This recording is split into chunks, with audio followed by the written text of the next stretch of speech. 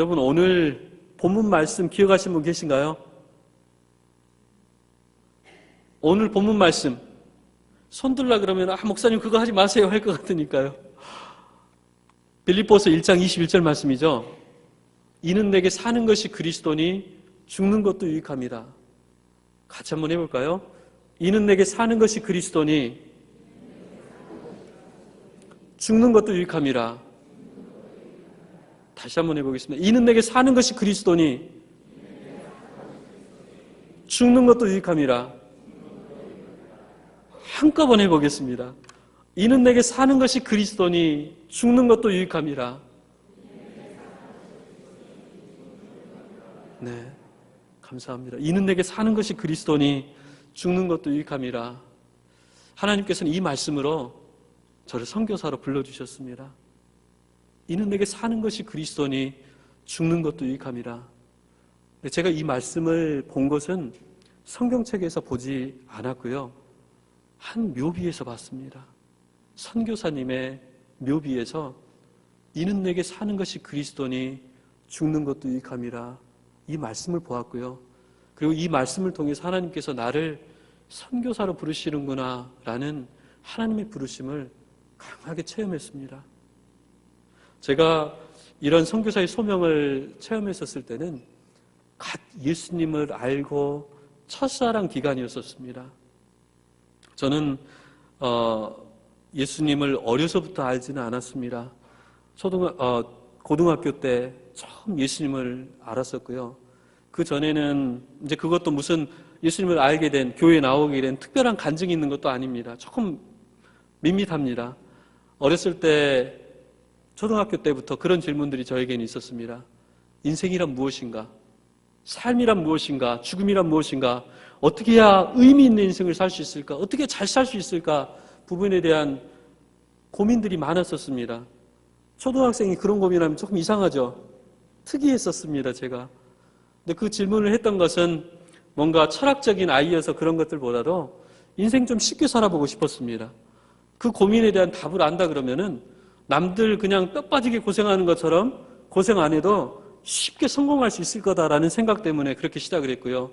그래서 나름대로 동양 철학책들도 읽어보고 서양 철학책들도 읽어보고 심지어는 절에도 쫓아다녔었습니다. 절에 비구니 스님들 아시죠 여러분? 여자 출가하신 스님들 그분들도 쫓아다녔어요. 왜냐하면은 그때 어린 나이에 어린 마음에 제 생각에는 한국 사회에서 출가하는 것이 굉장히 그때는 예수님 믿기 전입니다. 한국 사회에서 출가하는 것도 굉장히 힘든 일인데 여자 몸으로 출가를 결정했다 그러면은 분명히 인생에 대한 답이 있을 거다 해가지고 쫓아다녔었습니다. 그래서 생각나는 지금 비구니 스님 누나는 천도 스님 누나밖에 생각이 안 나는데 천도 스님 누나면서 쫓아다녔었어요.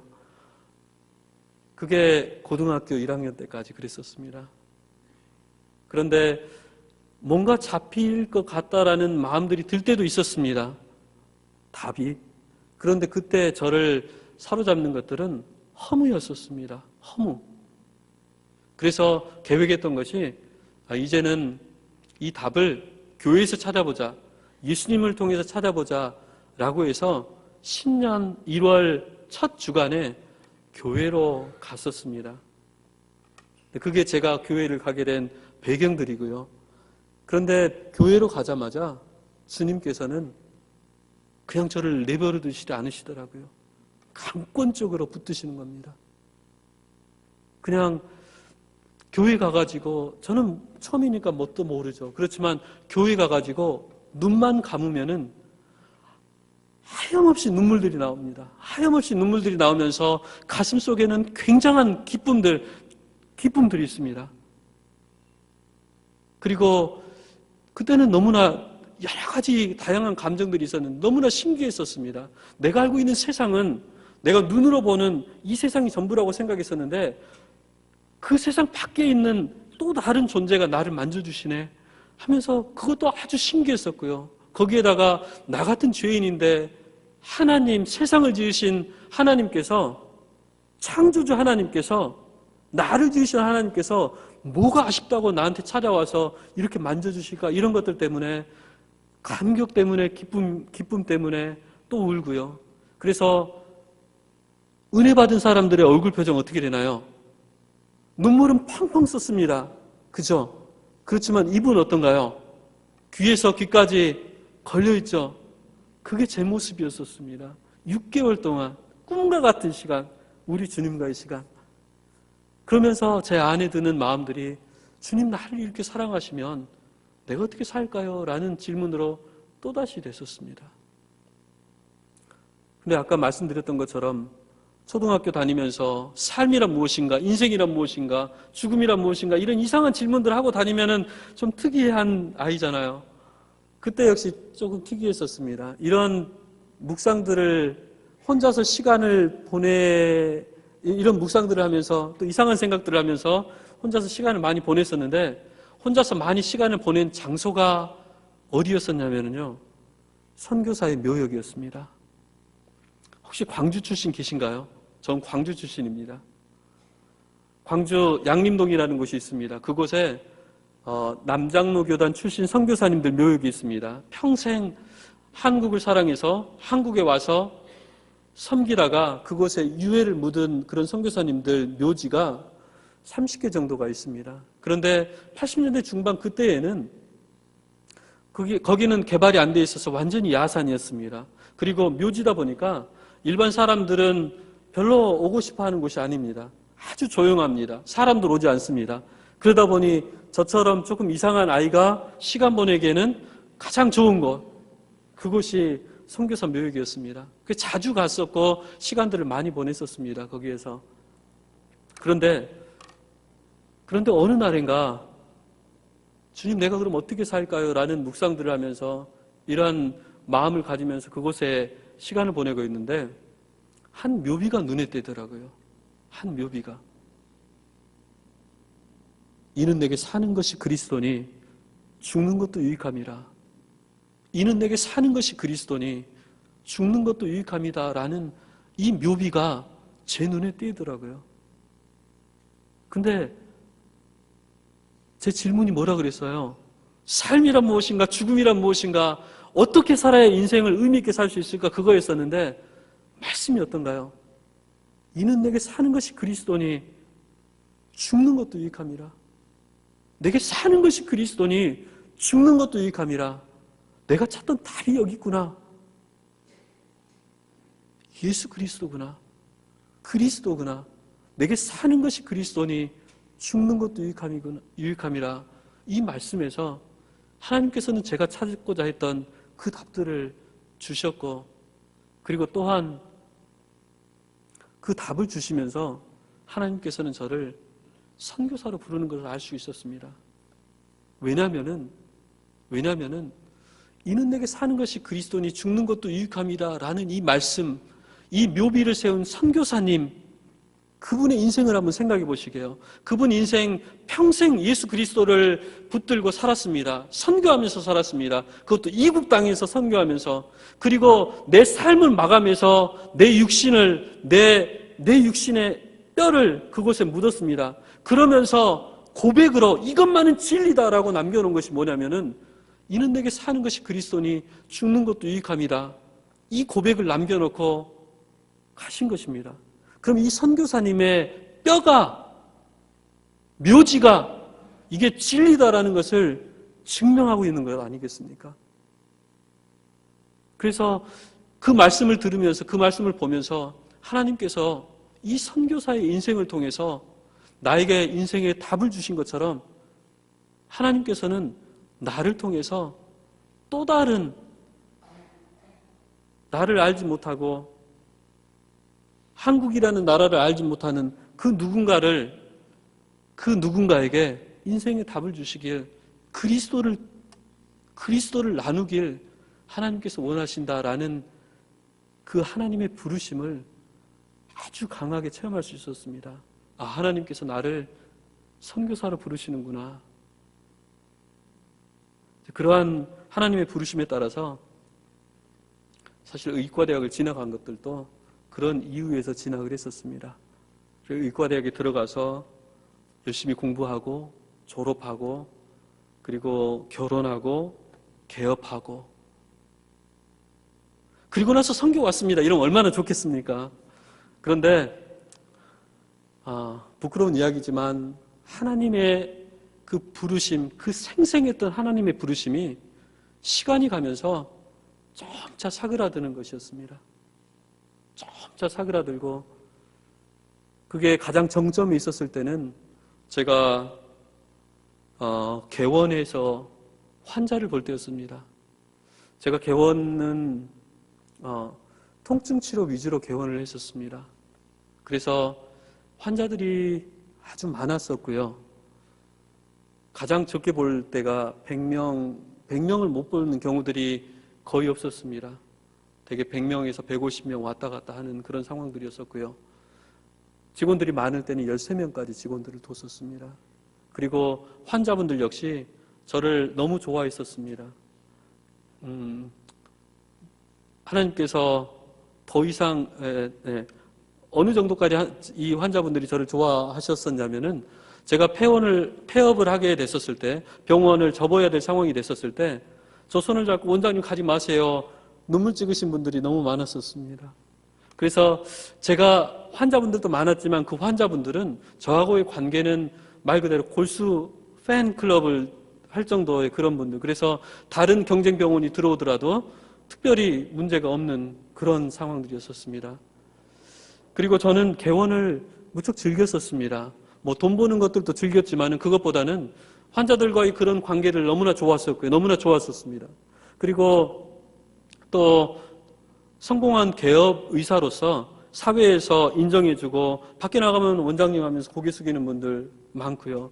그리고 저희 가정 아내 역시 무척 즐겼고요. 여러분 그거 다 아시잖아요. 의사들 불쌍하잖아요. 진료실에 앉아가지고 열심히 환자 보면서 돈 벌잖아요. 그지만 그걸 다 사용하는 사람들은 의사가 아니라 누군가요? 사모들이잖아요. 그래서 사모 무척 즐겼었습니다. 그래서 저희 가정 같은 경우는 명품 백을 사고 싶다, 뭐 구찌를 사자 한다 그러면은 한국에서 안 샀습니다. 홍콩으로 명품 여행을 갔었습니다. 그렇게 즐겁게 지냈었습니다. 네. 그런데 이렇게 지내면서 지금은 은혜로 고백을 하고 있습니다. 그런데 그때는 은혜가 아니었습니다. 이렇게 즐거움 가운데 있었지만 제 마음속에, 제 마음 한구석에 하나님께서 조그마한 음성을 주시더라고요. 여기는 네 자리가 아니야. 여기는 네 자리가 아니야 라는 음성을 주시더라고요. 근데 제가 믿음이 있고 그 다음에 그 열정적인 믿음, 그걸 그대로 유지했다 그러면은 그 자리에서 하나님 다시금 당신의 소명의 길로 가겠습니다 라고 하겠지만, 부끄럽게도 저는 그러지 못했습니다. 제가 즐기는 그 삶이 너무 좋았었고, 그렇지만 하나님께서는 여기는 네 자리가 아니야, move on 하라고 말씀을 하니까 제가 선택했던 것은 뭐였었냐면은 하나님과 협상을 했습니다. 과기능을 했었는데 처음에 시작했던 것은 어떻게 했었냐면은, 하나님, 내가 이 자리에서 크리스천 의사로서 당신의 아픈 이를 정말 사랑 가운데 섬기면 그게 선교 아니겠습니까? 라는 그런 것을 했어요. 그래서 제가 이분들 마음을 크리스천 의사로서 제대로 따독거렸을 때 그게 복음에 대한 밭을 일구는 거 아니겠습니까? 그리고 하나님 뭐 다른 목사님이건 전도사님이건 보내셔서 복음의 씨앗 뿌려보십시오. 그럼 잘 자랄 거 아닙니까? 여기에 있게 해주십시오 라는 그런 협상을 시작을 했었습니다. 근데 그 하나님의 음성, 그 세밀한 음성은 가시지 않습니다. 여기는 네 자리가 아니야. 그럼 거기에서 하나님의 음성을 듣고 다시 소명의 길로 왔으면 또 은혜겠죠. 근데 저는 그러지 않았습니다. 겁없이 협상력을 높였습니다. 제 협상력을. 어떻게 높였냐면 소년소녀 가장들 장학금 주기 시작했습니다. 하나님, 이 정도면 되지 않습니까? 조금 부족한 것 같으니까 독거노인분들에게 쌀 보내기 시작했습니다. 하나님, 이 정도면 되지 않습니까? 그것도 부족한 것 같으니까 이제 뭐 수련회 간다고, 의과대학생들 수련회 간다고 신앙 수련회 간다고 했었을 때 거기 돈 보내고 뭐 사회복지 시설들 매달 진료 나가고 그러면서 하나님 앞에 협상을 했던 부분들이 하나님 이 정도 하면 충분히 한 거 아닙니까? 내 삶 이거 너무 좋으니까 제발 이건 좀 건들지 말아 주십시오. 라는 협상들을 했었습니다. 그렇지만 하나님의 음성은, 그 세밀한 음성은 계속 거기 있습니다. 여기는 네 자리가 아니야. 여기는 네 자리가 아니야. 그런데 그 하나님과의 협상을 더 이상 할 수 없는 일이 생겼습니다. 그건 2005년도 고난 주일날 아침에 있었던 일입니다. 지금은 저에게 아들이 3명 있습니다. 여호수아, 안드레, 다니엘, 그렇게 3명 있는데 그때는 여호수아 혼자 있었습니다. 1살 반이었습니다, 아이가. 주일날 아침 고난 주간이죠. 예수님의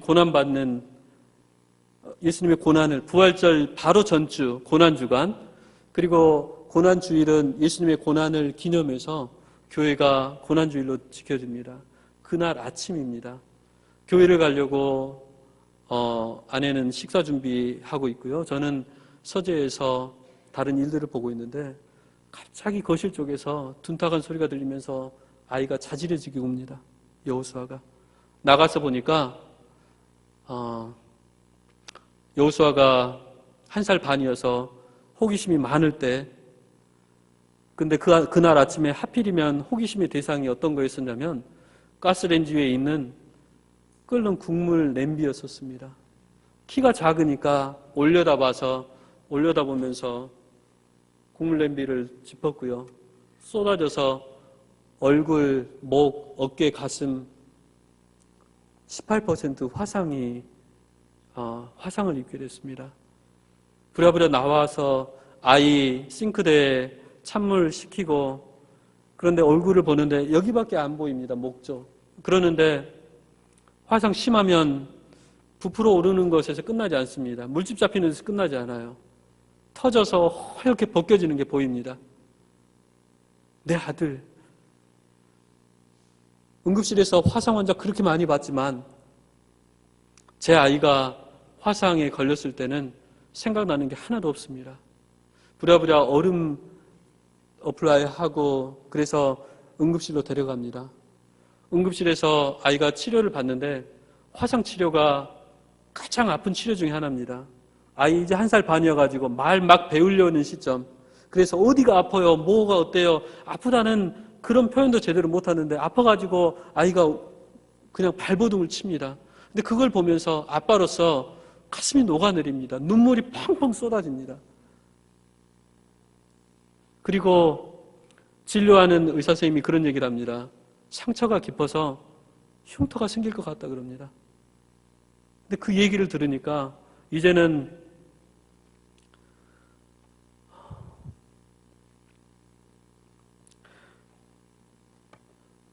아이는, 여호수아는 제가 5년 만에 결혼하고 나서 5년 만에 태어난 아이입니다.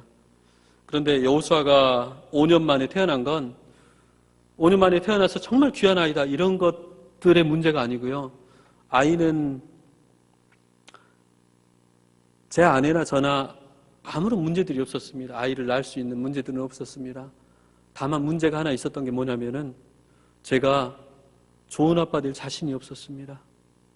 내가 아이를 갖는다고 한다면은 그 아이가 태어나서 인격들을 형성해 나가야 될 텐데 과연 내가 다른 인격체의 본이 될 만한 사람인가? 거기에 대한 대답이 저는 아니었습니다. 난 준비가 안 돼 있어. 나는 좋은 아빠 될 자신이 없어 하면서 미루고 했었습니다.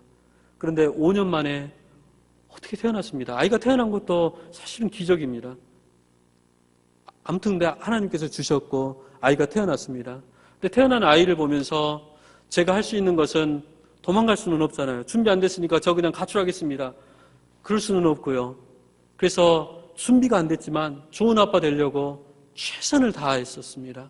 그래서 되도록이면은 근무 시간 끝나면 바로 와서 아이들하고 같이 놀아주고 같이 시간 보내고 그렇게 좋은 아빠 되려고 발버둥을 쳤었습니다.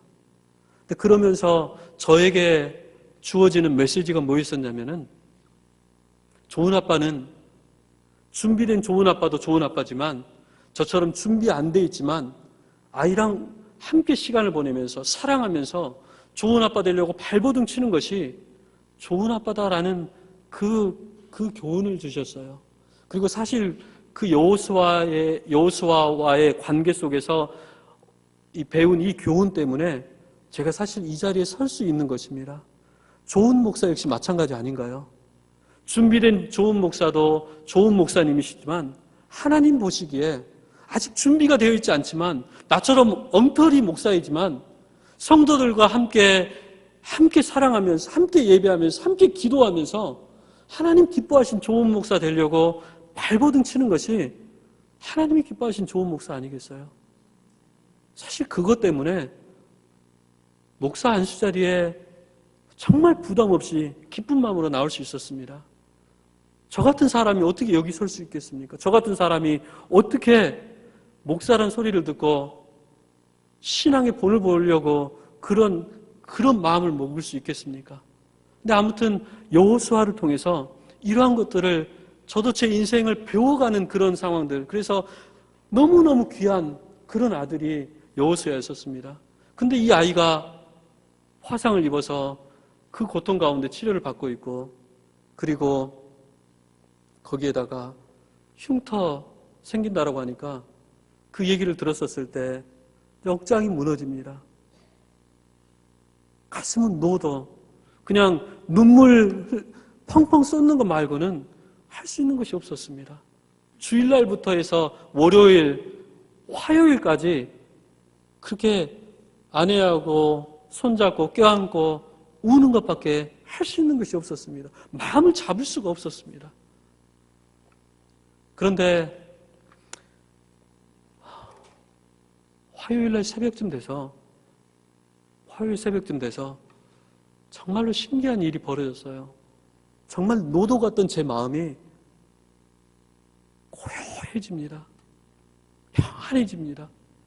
그러면서 하나님께서 음성을 주시는데 그 음성이 네가 네 아들의 아픔을 바라보는 그 마음이 내가 내 아들 예수를 십자가에 못 박을 때 그 마음이었다라고 하나님께서 주시더라고요. 그 마음을. 예수님 십자가에 못 박이실 때 당신의 아픔이, 하나님의 아픔이 바로 제 아들 바라보는 제 아픔이었다라고 당신의 아픔을 저에게 그냥 그대로 보여주시더라고요. 하나님의 아픔을 그냥 제 마음에 넣어주시더라고요. 그래서 더 이상 협상을 할 수가 없었죠. 여기서 끝 하고 2005년도 그게 2005년도 고난주간이었었고요. 그리고 나서 바로 병원 폐업을 하고 하반기 때 어플리케이션 준비를 하고 2006년도에 신학을 하러 올 수가 있었습니다. 근데 우리 하나님 멋진 하나님이시죠? 멋진 하나님이시죠? 여호수아 흉터 하나도 없습니다. 네, 하나도 없습니다. 태어나는 날 성형외과 친구가 그런 얘기를 하더라고요. 이건 메디컬 조크니까 웃으실 준비하시고 웃으셔야 됩니다. 왜 왜 크리스탈 필링 해가지고 미백 때문에 돈 쓰면서 하는 시술들 있잖아요. 다 안 해보셨구나. 네. 근데 아무튼 이 성형외과 친구가 그런 얘기를 합니다. 얘는 더멀 필링 했으면서 열로 해가지고 더 깨끗하다고. 네. 너무나 감사하죠. 우리 하나님 그런 분이십니다. 네. 그리고 나서 신학 후에 콜롬비아 한인연합 감리교회에서 또 기쁨 가운데 5년 동안 목회를 했었고요. 그리고 2014년도에 하나님의 큐사인은 사실 2012년도부터 보고 계속해서 하나님께서 푸시를 하셨습니다. 그렇지만, 네. 그래서 2014년도에 과테말라로 가족 전체가 선교를 나갈 수 있었습니다. 그리고 올해가 2016년도 지난 2년 동안 선교를 했었는데요. 이 선교를 하는 걸 여러분들과 어떻게 나눌 수 있을까 부분에 대해서 묵상하다가 한 가지 떠오르는 말씀은 창세기 39장에 하나님께서 형통케 하신다라는 그 말씀으로 여러분들과 잠깐 나누길 원합니다. 창세기 39장에 보면 하나님께서 요셉을 형통케 하신지라라고 2번에 걸쳐서 말씀을 하고 있습니다. 여러분 요셉 얘기 다 아시죠? 네, 그 부분은 더 말씀 안 드리겠습니다. 보디발의 집에 있는 요셉을 하나님께서 형통케 하신지라라고 말씀을 하고 있고요. 마지막 절에서 하나님께서 옥에 갇혀 있는 요셉을 형통케 하신지라라고 말씀을 하고 있습니다. 그래서 하나님께서 요셉을 형통케 하신지라 창세기 39장에 2번에 걸쳐서 말씀을 하고 있습니다. 근데 우리가 여러분 성경을 읽으면서 하나님 말씀이니까 하나님께서 이렇게 말씀하시니까 하나님께서 요셉을 형통케 하셨는가 보구나, 아 그런가 보다 하면서 넘어가도 은혜이겠지만 성경 말씀을 조금 더 깊게 생각해 보면 더 큰 은혜가 있습니다. 우리가 요셉을 하나님께서 형통케 하신지라 라고 말씀하셔서 요셉이 형통했는가 보다 이렇게 생각하기가 쉽지만 요셉을 생각해 보면, 요셉의 상황을 생각해 보면 하나님의 형통하고는 거리가 전혀 멀게 보입니다. 먼저 보디발의 집에 있는 요셉을 형통케 하신지라 라는 말씀에서 보면 여러분 보디발의 집에 팔려간 요셉은 그때 나이가 대개 10살 전후였을 것 같아요. 형들에 의해서 팔려나갔습니다. 그리고 요셉은 팔려나가기 전에 어머니, 아버지 야곱과 어머니 라헬 얼마나 사랑했습니까, 요셉을. 그런데 형들의 시기에 의해서 팔려나갔어요. 그럼 10살짜리 아이가 형통하려면 어떤 삶이 형통한 삶일 것 같아요? 애굽의 종살이 하는 삶이 형통한 삶일 것 같아요? 엄마, 아빠 품 안에서 재롱 피면서 그냥 그게 형통한 삶일 것 같습니까? 어떤 게 형통한 삶일 것 같아요? 당연히 엄마, 아빠랑 함께 살면서 요즘으로 보면은 아이폰으로 게임하면서 그거 아니겠어요? 그래서 우리가 눈으로 바라보는 요셉, 보디발의 집에 있는 요셉을 하나님께서 형통케 하신지라라고 성경은 말씀하고 있지만 우리가 눈으로 바라보는 요셉의 삶은 하나님의 형통하고는 거리가 멀게 보입니다. 그러지 않아요? 형통의 반대 같습니다. 또 옥에 갇혀있는 요셉을 하나님께서 형통케 하신지라 성경은 말씀을 합니다. 여러분 옥에 갇혀있는 요셉을 형통케 하신지라 하나님이 그렇게 하시니까 그랬는가 보다 하지만은 옥에 갇혔는데 형통한 삶인가요? 여러분 2016년 21세기 인권이 가장 발달되어 있다고 하는 미국에서 감옥 한번 생각해 보세요. 좋은가요? 감옥 갇혀있는 분에게 하나님께서 형통케 하셨습니다, 할렐루야 하면은 원수 되겠잖아요. 그죠? 지금도 으시시합니다. 근데 요셉 시기를 생각해 보세요. 요셉 시기. 요셉은 예수님 오시기 전 1000년 전 사람입니다. 그러면 예수님 오실 때까지 2000년, 그 전 1000년 하면 대개 3000년 전 사람입니다. 3000년 전 애굽의 감옥 상황이 어땠을까요? 깨끗했을까요? 거기다가 요셉은 어떤 죄명으로 잡혀 있었죠? 상관 보디발의 아내를 겁탈하려고, 외입하려고, 그게 죄명이었습니다. 거기도 동족도 아니고 이방인, 종, 파렴치범. 감옥에서의 삶이 어땠을까요? 형통이었을까요? 아마 형통하고 반대였을 것 같아요. 그러지 않나요, 여러분? 근데 성경은 하나님께서 요셉을 형통케 하신지라 라고 2번에 걸쳐서 말씀을 하고 있습니다. 근데 하나님의 형통은 세상의 형통이 아닙니다. 하나님의 형통은 하나님이 함께 하시는 것입니다. 그래서 성경을 잘 읽어보시면은 우리 눈에는 하나님이 요셉을 형통케 하신지라 이것만 보이는데요. 잘 읽어보시면은 하나님이 함께 하심에 요셉을 형통케 하신지라 라고 되어 있습니다. 하나님의 형통은 하나님이 함께 하시는 것입니다. 우리가 눈에 보이는, 우리가 눈으로 보는 그게 형통이 아닙니다. 과테말라에서 선교가 바로 이렇습니다. 이 하나님의 형통입니다.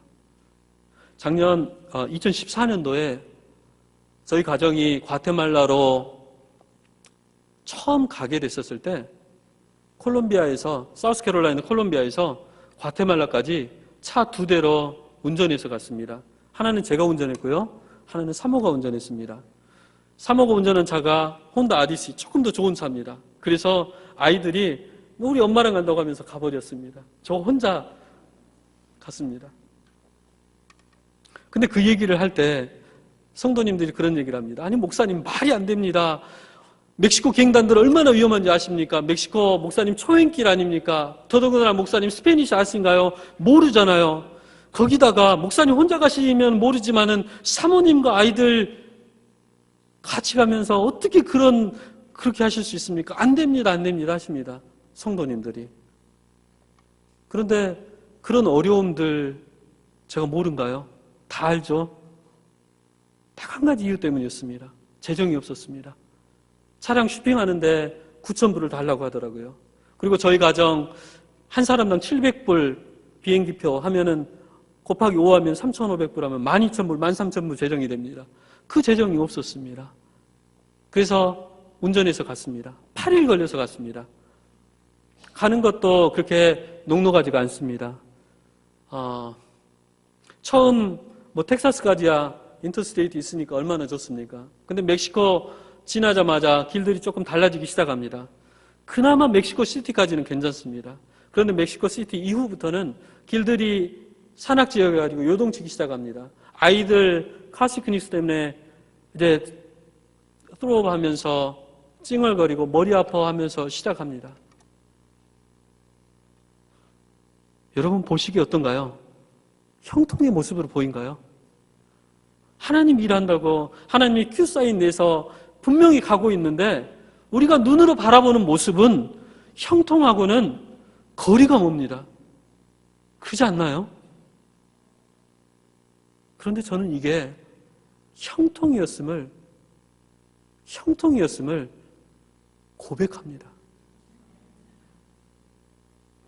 왜냐하면은 혼자서 운전하면서 8일 동안 가는 동안에 하나님께서는 당신이 어떻게 제 인생 가운데 신실하게 하셨는지 전부 다 하나하나 보여주십니다. 그리고 앞으로 이제껏 신실했던 당신이 앞으로의 사역 가운데 어떻게 신실하게 하실지에 대해서 약속을 해주십니다. 하나님과 함께하는 시간이었습니다. 거기에다가 5년 동안 함께 사랑을 나눴던 성도님들과의 이별들도 저로서는 쉬운 일이 아니었었습니다. 그런데 이 8일 동안의 기간 동안에 성도님들, 정말 사랑했던 성도님들, 그분들 얼굴 하나하나 떠올리면서 축복하는 그런 시간들이었었습니다. 비행기 타고 4시간 만에 그냥 싹 갔다 그러면은 있을 수 없는 일. 형통 아닌가요? 하나님의 형통 맞죠? 또 한 가지 말씀드릴게요. 가족과 연관된 문제인데 저희 가정 2014년도 그렇게 가가지고 사역하고 2015년 12월 23일 날 애틀랜타 조지아로 돌아왔습니다. 우리 가족은 애틀랜타에 살고 있습니다. 그리고 2015년부터 1월 달부터 사역은 과테말라에서 저 혼자 하고 있습니다. 그래서 대개 2달에서 3달 정도 과테말라에 제가 돌아가 있고요. 1달 정도 애틀랜타에 들어옵니다. 그런데 이유가 있습니다. 2014년도에 그렇게 갔는데 저희가 있는 곳은 해발 2,500m 고지입니다. 그런데 가자마자 아내가 고산병에 걸렸습니다. 산지가 높다 보니까 적응하는데 문제가 있었던 것입니다. 근데 고산병이 정도가 폐에 물이 찰 정도였었습니다. 아주 심했었습니다. 사실 저도 돌팔이다 보니까 진단이 늦어졌습니다. 의과대학에서 고산병에 대해서 배웠지만 한국에서 환자들 보면서 고산병 환자 본 적이 없습니다. 왜냐? 한국은 고산병 걸릴 만한 산이 없으니까 그렇습니다. 그래서 아내가 처음에 가슴 쪽이 아프다라고 얘기를 했었을 때 등 뒤쪽이 아프다라고 얘기를 합니다. 골격계 쪽인지 좀 가늠이 가지 않았었습니다. 그렇지만 폐렴하고 비슷한 것 같은데 폐렴처럼 열은 안 나네. 이상하다. 폐렴인가? 이런 정도만 했지 고산병이라는 생각들을 안 했었습니다. 그런데 보니까 결국은 고산병이었었습니다. 그래서 고산병 진단되자마자 낮은 곳으로 바로 내려갔습니다. 낮은 곳으로 내려가는 게 치료 방법입니다. 한 일주일 정도 머문 이후에 몸이 조금 괜찮아지니까 다시금 올라왔습니다. 조금 이상해지면 다시금 내려가고요. 그렇게 적응하는 시간들이 있었습니다. 4월 정도까지 적응하는 시간이었습니다. 완전하지는 않지만 나름대로 아내 조금 편안해합니다. 산에서 사는 것을. 그런데 4월 달쯤 되는데 막내 아들, 그때는 5살이었습니다. 다니엘이 눈을 찡긋거리기 시작을 합니다. 틱장애입니다. 여러분 틱장애 아신가요? 스트레스가 너무 심하면은 아이들 많이 생기는 병들이 있습니다. 처음에는 단순 틱으로 보고 우리 기도하자. 하나님께서 치료해 주실 것이다 하고 기도를 시작을 합니다. 가족들 그리고 친구들 요청을 합니다. 그런데 한 달, 2달 정도 지나니까 틱이 좋아지는 것이 아닙니다.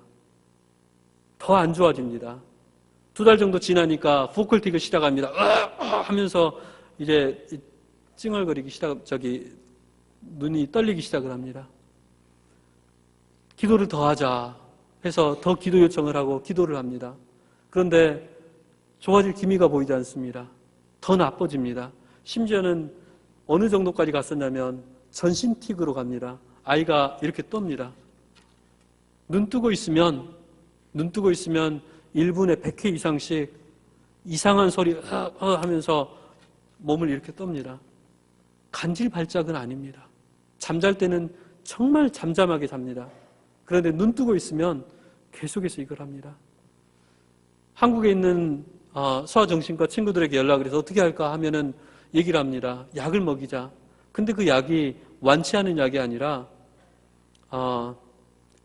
증상만 조절하는 약입니다. 그리고 그 약이 정신분열증에 쓰는 약입니다. 5살짜리 아이에게 먹일 수 없었습니다. 그래서 우리 기도하자 하는데 8월달, 9월달 돼도 좋아질 기미가 보이지 않습니다. 10월달 되면서 가족들 모아놓고 그런 얘기를 했었습니다. 지금까지는 우리가 다니엘의 치유를 위해서 기도했지만 이제는 우리 가정을 하나님께서 과테말라에 머물기를 원하시는지 아니면 애틀랜타로 돌아가게 하는지를 기도해보자. 그래서 12월에 결정하고 가족들은 애틀랜타에 들어와 있습니다.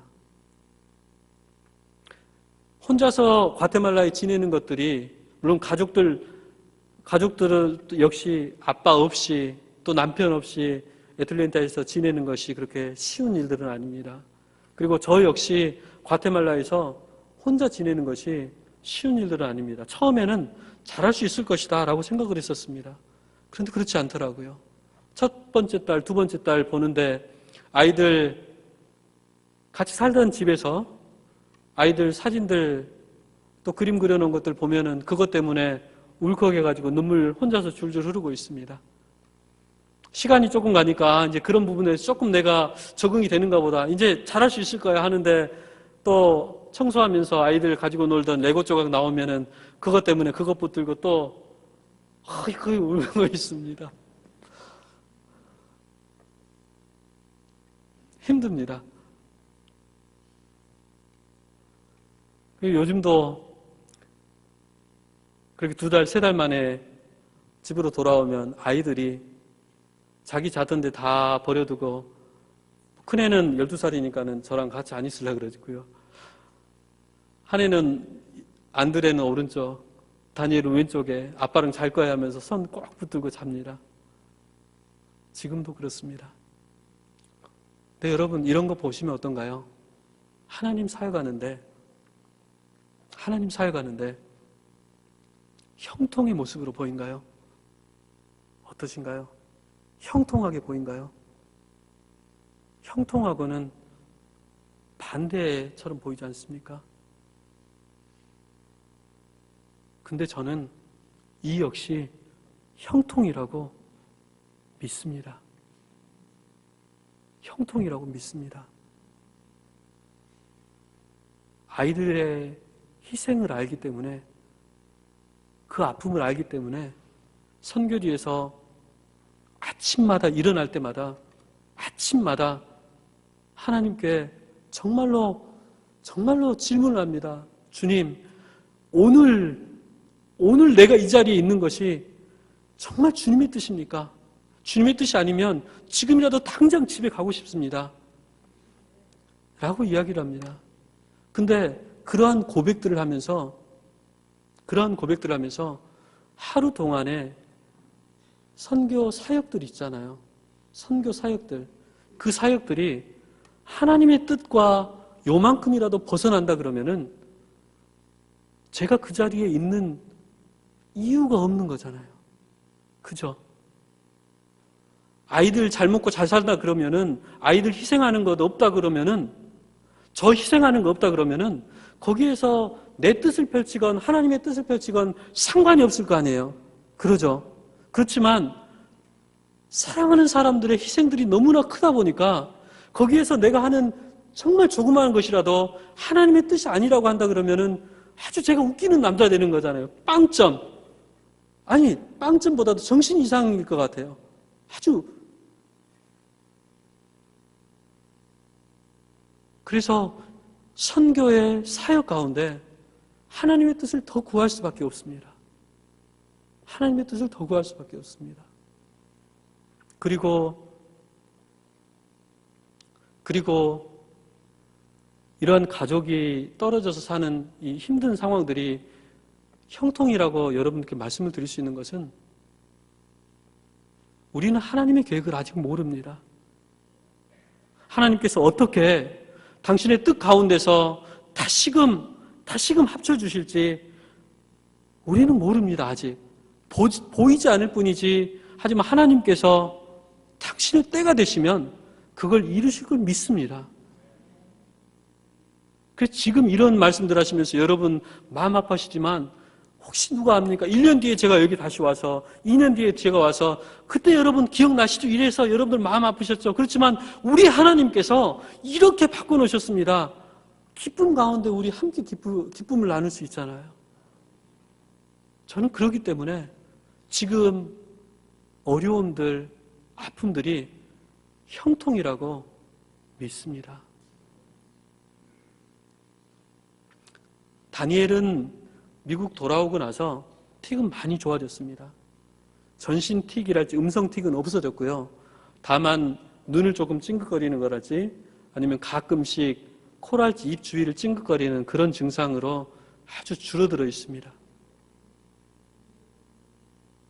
그렇지만 멋진 하나님이시니까 조만간에 치료해 주실 것을 믿습니다. 네. 말씀이 조금 늦어졌는데요. 한국 방문했던 경험들을 여러분들과 나누면서 오늘 말씀을 마감하길 원합니다. 2014년도에 한국을 방문할 기회가 있었습니다. 선교를 처음 나가서 의료사역을 하다 보니까 의료사역과 연계해서 모교 전남대학교 병원하고 자매결연을 맺기 위해서 한국을 방문했었습니다. 그런데 광주에 갔다 보니까 저를 선교의 소명으로 이끌었던 그 선교사 묘역을 방문하고 싶었어요. 어떤 선교사님인지. 이는 내게 사는 것이 그리스도니 죽는 것도 유익함이라. 이 고백을 삶으로, 죽음으로 진리다고 증언했던 그분이 어떤 분인지 저는 보고 싶었어요. 그래서 선교사 묘역을 방문했어요. 근데 선교사 묘역은 예전에는 야산이었었는데 지금은 공원으로 아주 잘 정비가 돼 있었어요. 그래서 가자마자 이제 묘비들 보면서 이는 내게 사는 것이 그리스도니 죽는 것도 유익함이라 이걸 찾는데 어떻게 된 일인지 묘비에 그 묘비가 없는 거예요. 전에는 분명히 있었는데. 그래서 너무나 실망을 했었는데, 그런데 저는 왜 그게 없는지 지금도 모르겠어요. 왜 없는지. 그런데 그 묘비를 찾다가 제 눈에 들어오는 또 다른 묘비가 보이더라고요. 그런데 그 묘비에 뭐라고 새겨져 있냐면은 She has done what she could. She has done what she could. 그녀가 이룰 수 있는, 할 수 있는 모든 것을 이루었다. 그녀가 이룰 수 있는 모든 것을 이루었다라는 묘비가 거기에 있더라고요. 근데 그 묘비를 보면서 제가 제 나름대로 하나님께 내 인생을 마감하면서 고백하며 나아갈 그 말씀이 뭘까? 내 묘비에는 뭐라고 새기고 내가 하나님 앞에 갈까? 부분에 대해서 생각을 잠깐 했었습니다. 아마 저는 그렇게 고백을 하고 싶어요. 하나님, 주신 생명 원 없이 충성하다 갑니다. 하나님 주신 생명 정말 원 없이 사랑하다 갑니다. 이 고백을 하고 싶더라고요. 하나님 앞에. 근데 이 아침에 여러분들께 챌린지를 하고 싶습니다. 여러분은 여러분의 묘비에 뭐라고 새기고 싶으신가요? 우리가 사람이다 보니까 원하건 원하지 않건 한 번은 경험을 해야 됩니다. 우리가 하나님과 대면하는 1:1 정말 진지하게 대면해야 될 그 시간은 한 번은 우리들이 해야 되는 것들입니다. 우리의 임종의 자리에서 내 인생을 되돌아보면서 이 편에 계신 하나님을 보고 하나님께서 내게 내 인생 주셨는데 이 인생 사는 동안 내가 이 고백 가운데 하나님께 나아갑니다. 내 영혼 받아주십시오.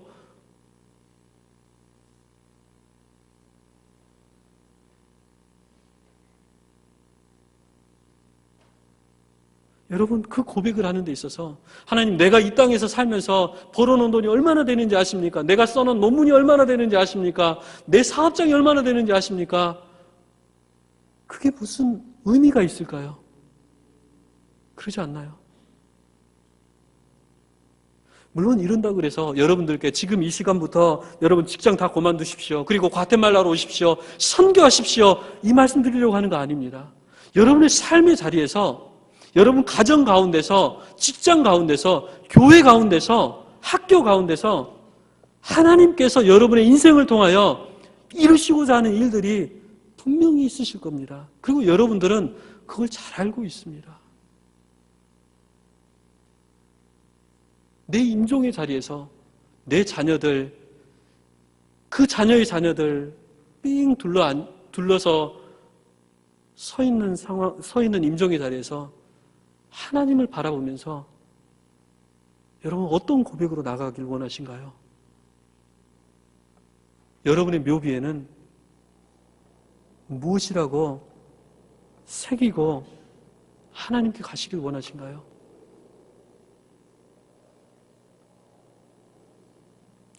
함께 기도하시겠습니다.